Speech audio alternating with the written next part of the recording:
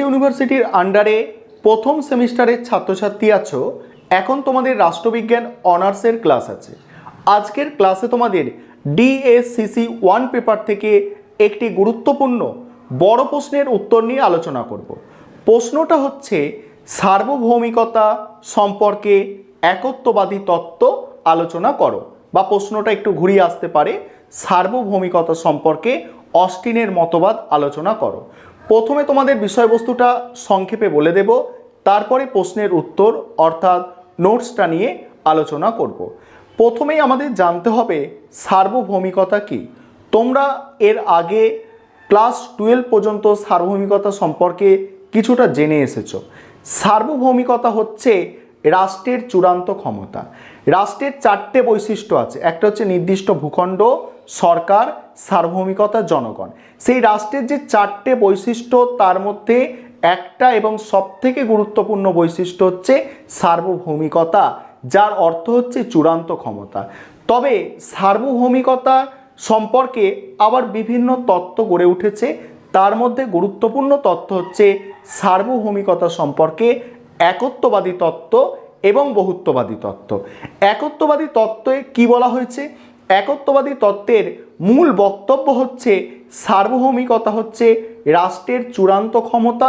এই ক্ষমতাকে ভাগ করা যায় না। রাষ্ট্রের মধ্যে যারাই বসবাস করবে প্রত্যেকে সেই সার্বভৌমিকতাকে একদম চূড়ান্তভাবে মানতে বাধ্য থাকবে। কিন্তু বহুত্ববাদী যে তত্ত্ব আমরা পরের ক্লাসে পড়ব, বহুত্ববাদীরা কি বলছে? বহুত্ববাদীরা বলছে সার্বভৌমিকতা চরম বা চূড়ান্ত হতে পারে না। রাষ্ট্র যেমন প্রতিষ্ঠান, রাষ্ট্রের মধ্যে বিভিন্ন প্রতিষ্ঠান আছে, যেমন বিভিন্ন প্রতিষ্ঠান, যেমন স্কুল একটা প্রতিষ্ঠান, তারপরে হসপিটাল একটা প্রতিষ্ঠান, এইভাবে কিছু যেগুলো মানুষের বিভিন্ন সেবামূলক কাজ করছে, যেমন এরকম বিভিন্ন রকম প্রতিষ্ঠান আছে। যেমন তোমাদের একটা ইন্টারন্যাশনাল এরকম বিভিন্ন প্রতিষ্ঠান আছে, যেমন রামকৃষ্ণ মিশন। এইগুলো কি করে? এইগুলো মানুষের আনুগত্য দাবি করতে পারে। এটা কে বলছে? বহুত্ববাদীরা বলছে। তাহলে একত্ববাদীর সঙ্গে বহুত্ববাদীর যে পার্থক্য, সেটা মোটে তোমরা গুলোবে না। সে মেন পার্থক্য কি? মেন পার্থক্য এটাই যে একত্ববাদীরা বলতে চাইছে যে রাষ্ট্রের যে সার্বভৌম ক্ষমতা, সেই সার্বভৌমিক ক্ষমতা চূড়ান্ত, চরম, অবিভাজ্য। সেই ক্ষমতাকে কারোর সাথে ভাগ করে নেওয়া যায় না। এবারে তোমরা সম্পূর্ণ নোটসটা দেখো। নোটসে আমি ভালো করে ব্যাখ্যা করে দিয়েছি, এবং তোমাদের কিভাবে নোটস লিখতে হবে গুছিয়ে পলিটিক্যাল সায়েন্স অনার্সে, সেটাও তোমরা বুঝে যাবে। আরেকটা বিষয় তোমাদের এখানে বলতে চাই, তোমাদের জন্য অনলাইন কোচিং ক্লাস শুরু হয়েছে। তোমরা যদি কেউ অ্যাডমিশন নিতে চাও, এই নম্বরে যোগাযোগ করে অ্যাডমিশন নিতে পারো। আমাদের সপ্তাহে 3 দিন করে ক্লাস হয়ে থাকে। 2 দিন রেকর্ডেড ক্লাস, 1 দিন গুগল মিটে লাইভ ক্লাস। তার জন্য পার মান্থ 500 টাকা করে ফিস নেওয়া হয়। তোমরা যারা অ্যাডমিশন নিতে ইচ্ছুক আছো, এই নম্বরে যোগাযোগ করে অ্যাডমিশন নিতে পারো। চলো তোমরা আজকের প্রশ্নের উত্তরটা বুঝে নাও। এবারে তোমরা প্রশ্নের উত্তরটা বুঝে নাও।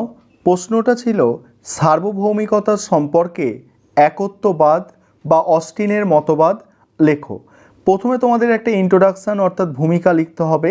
সেখানে কি লিখবে দেখো, রাষ্ট্রের যতগুলি বৈশিষ্ট্য আছে তার মধ্যে সার্বভৌমিকতা হলো সবথেকে গুরুত্বপূর্ণ বৈশিষ্ট্য। আর এই বৈশিষ্ট্য রাষ্ট্রকে অন্যান্য সামাজিক সংগঠন থেকে পৃথক করে তাকে স্বতন্ত্রের মর্যাদা দিয়েছে। এই বিশেষ ক্ষমতা বলে রাষ্ট্র আইন তৈরি করে, তা কার্যকর করে। আইন তৈরি করে, তা কার্যকর করে।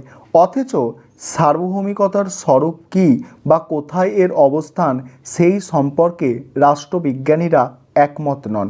বিভিন্ন চিন্তাবিদ বিভিন্নভাবে এর ব্যাখ্যা করেছেন। এদের মধ্যে ইংরেজ আইনবিদ জন অস্টিনের নাম উল্লেখযোগ্য। তারপরের পয়েন্ট দেখো, অস্টিনের মতবাদ। 1832 সালে প্রকাশিত লেকচার অন জুরিসপ্রুডেন্স গ্রন্থে অস্টিন তার সার্বভৌমিকতার তত্ত্ব প্রচার করেছেন। তিনি বেনথাম ও হবস দ্বারা বেশি প্রভাবিত হয়েছিলেন। হবস অনুসরণ করে তিনি বলেছেন সার্বভৌম হলো রাষ্ট্রের চূড়ান্ত শক্তি। হবসকে অনুসরণ করে বলেছে সার্বভৌম হলো রাষ্ট্রের চূড়ান্ত শক্তি। এই সার্বভৌম শক্তির আদেশ হলো আইন। আইনের সঙ্গে নীতির কোনো সম্পর্ক নেই, অর্থাৎ সার্বভৌম হলো প্রথা, রীতি ও আইনের ঊর্ধ্বে। এই সার্বভৌমিকতার নির্দিষ্ট সংজ্ঞা দিতে গিয়ে তিনি বলেছেন, যদি কোনো নির্দিষ্ট ঊর্ধ্বতন কর্তৃপক্ষ অপর কোনো কর্তৃপক্ষের প্রতি আনুগত্য স্বীকার না করে সেই সমাজের অধিকাংশ মানুষের স্বাভাবিক আনুগত্য লাভ করে, তখন সেই নির্দিষ্ট কর্তৃপক্ষ ওই সমাজে সার্বভৌম কর্তৃত্বের অধিকারী হয়। তারপরে সার্বভৌমিকতার বৈশিষ্ট্য। অধ্যাপক ল্যাস্কি অস্টিনের দেওয়া সংজ্ঞা বিশ্লেষণ করে সার্বভৌমিকতার নিম্নলিখিত বৈশিষ্ট্যের কথা উল্লেখ করেছেন। সেখানে ক খ এইভাবে বৈশিষ্ট্যগুলো দেওয়া আছে। প্রথম বৈশিষ্ট্য, অস্টিনের সার্বভৌম হলো সুস্পষ্ট ও সুনির্দিষ্ট, রুশোর সাধারণ ইচ্ছার মতো অস্পষ্ট নয়। দ্বিতীয় বলা হচ্ছে, সার্বভৌম ক্ষমতা হলো চূড়ান্ত ও চরম, তার কথাই হলো শেষ কথা। এই ক্ষমতা কোনো নৈতিক আইন বা প্রথা ও রীতিনীতির দ্বারা সীমাবদ্ধ নয়। পরের পয়েন্ট বলা হচ্ছে, সার্বভৌমিকতা অবিভাজ্য, অর্থাৎ একে খণ্ড করে ভাগ করা যায় না।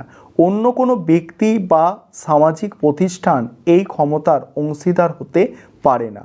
পরের পয়েন্ট কি বলা হচ্ছে দেখো, জনগণ স্বাভাবিকভাবে সার্বভৌমের প্রতি আনুগত্য জানাবে, অর্থাৎ সার্বভৌম শক্তি বল প্রয়োগ করে আনুগত্য আদায় করতে পারবে না।